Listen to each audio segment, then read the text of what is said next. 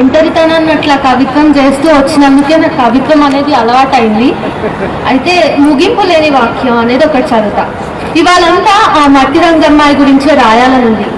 రేపైతే మళ్ళీ గాజు కళ్ళ పిల్లను రాసుకోవాలి. ఎక్కడో ఓ చోట రోజు నాకు ముక్కలవుతున్న ఆడపిల్లల మనసులు ఎదురవుతూనే ఉంటాయి. ఆ అమ్మాయిల రక్తపు చారికలు, గొంతుపై గోర్ల బరకలు నా పగటి కళల్ని కూడా ఆక్రమిస్తుంటాయి. వాటిని రాసే పనిలో నేను అలా కూర్చుంటానో లేదో అనామక ఏదో నా చనుమనులను మీటుతూ ఉంటుంది. ఇక ఆ మట్టి రంగు అమ్మాయిని, గాజు కళ్ళ పిల్లను నేనే అవుతాను. వాక్యం అలా కొనసాగుతూనే ఉంటుంది. ఇట్లా రాసుకుంటూ ఉంటానన్నమాట. నేను చూస్తున్న విషయాలు, నేను అనుభవిస్తున్న విషయాలు ఏ ఉన్నా కానీ ప్రతిదీ కవిత్వం రాయాలని నేను అనుకోను.